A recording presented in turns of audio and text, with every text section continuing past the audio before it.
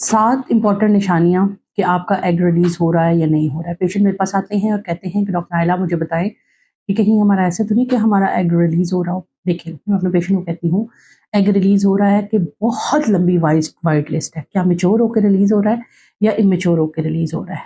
क्या जो आपके सिम्पटम्स हैं वो 100% आपको बता सकते हैं कि आपका एग रिलीज़ हो रहा है? तो इसका बिग आंसर है नो। लेकिन फिर भी कुछ ऐसे सिम्पटम्स होते हैं जो हम पेशेंट से कहते हैं कि अगर आपको अपीयर होते हैं तो इट मीन्स कि आपका जो फॉलिकल बना था वो रिलीज हो गया है। अब फॉलिकल के अंदर एग मैच्योर था, वो फॉलिकल एम्प्टी था, वो फॉलिकल जो है वो मैच्योर एग के साथ था।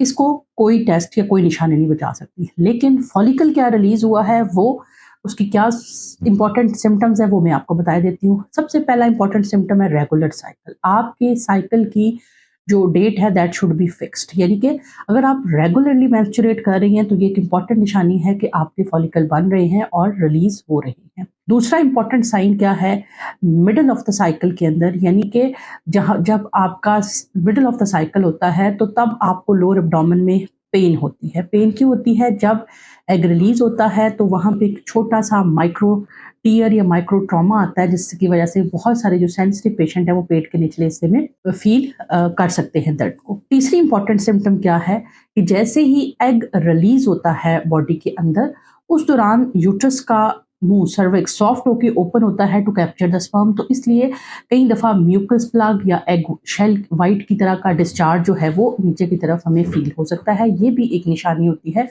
कि आपका एग जो है वो रिलीज हुआ है। चौथा इंपॉर्टेंट सिम्टम ये है कि जब एग रिलीज होता है तो उसके बाद जो उसका खाली छिलका होता है वो कार्पस लुटियम के अंदर चेंज हो जाता है, जिसकी वजह से वो एक प्रोजेस्टेरोन हार्मोन रिलीज करता है। उस प्रोजेस्टेरोन हार्मोन की वजह से आपके जो एंड वाले 14 डेज हैं उसमें आपको ब्लोटिंग हो सकती है, आपकी मूड स्विंग्स हो सकते हैं, आपको ज़्यादा खाने की जो है वो जिसको हम कहते हैं बिंज ईटिंग एपिसोड्स हो सकती हैं, और आपको बाज़-औक़ात मास्टाइटिस यानी कि ब्रेस्ट के अंदर टेंडरनेस हो सकती है। जब तक एग रिलीज़ नहीं होगा, कार्पस लूटियम नहीं बनेगा और प्रोजेस्टेरोन नहीं आएगा, लिहाज़ा ये भी एक सिम्पटम काउंट किया जाता है कि आपका एग जो है वो रिलीज़ हुआ है। इसके अलावा एक और निशानी होती है जिसको हम कहते हैं मिटल शिमर्स। मिटल शिमर्स का मतलब ये है, कुछ पेशेंट ऐसे होते हैं उनको जब एग रिलीज होता है तो एक हल्का सा स्पॉट भी लग सकता है, और पेशेंट बाज़ औक़ात उसको नोटिस करते हैं, बाज़ औक़ात पेशेंट उसको नोटिस नहीं करते हैं। इसी तरह से बाज़ पेशेंट्स को देखने में ये आया है कि अगर आपको अपना बेसल बॉडी टेम्परेचर पता हो तो जब एग रिलीज होता है उस वक़्त पेशेंट का जो बेसल बॉडी टेम्परेचर है वो 1 डिग्री ऊपर चला जाता है। यानी नॉर्मली अगर आपका पेशेंट 98 है रहता है, 98 फ़ारेनहाइट रहता है, तो जब आपका एग रिलीज़ होगा तो आपको हल्का सा बुखार, जो कि बाज़-औक़ात आपको मालूम पड़ता है, बाज़-औक़ात नहीं मालूम पड़ता, लेकिन अगर आप चेक करें तो आपको पता लग सकता है। 99 से 100 के दरमियान हल्का सा फीवर हो सकता है जो सिर्फ 24 से 48 घंटे तक रहता है और फिर जो है वो ख़त्म हो जाता है। इसी तरह से जब एग रिलीज होता है तो फीमेल की क्वाइटस की विश ज़्यादा हो जाती है, क्योंकि उस वक़्त बॉडी ये चाह रही होती है, नेचर ये चाह रही होती है to have some sperm and have fertilisation. तो ये ज़्यादातर सिम्पटम एनिमल्स के अंदर होता है जिसको हम ऑन हीट भी कहते हैं, लेकिन कुछ फीमेल्स के अंदर भी ये ऑब्जर्व किया गया है। इसी तरह से एक और जो इम्पॉर्टेंट चीज़ है वो ये है कि प्रेगनेंसी इसके अंदर जो हार्मोन एचसीजी मिलता है उनको कुछ किट्स की मदद से भी मेजर किया जा सकता है, जिनको एचसीजी किट्स कहते हैं। अगर आप एचसीजी किट को हम कहते हैं कि आप अगर आपका साइकिल 28 डेज़ का है तो डे 10 से यूज़ करना शुरू करें, और अगर 30 डेज़ का है तो डे 12 से यूज़ करना शुरू करें।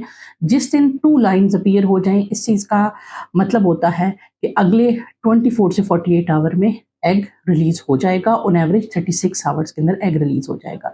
ये इंपॉर्टेंट कुछ निशानियां थी कि आपका फॉलिकल रिलीज हुआ या नहीं हुआ। अब क्या फॉलिकल के अंदर जो एग था वो मियोटिक 1 था, मियोटिक 2 था, या वो एम्प्टी शेल था, इसको किसी भी निशानी की मदद से मालूम नहीं किया जा सकता।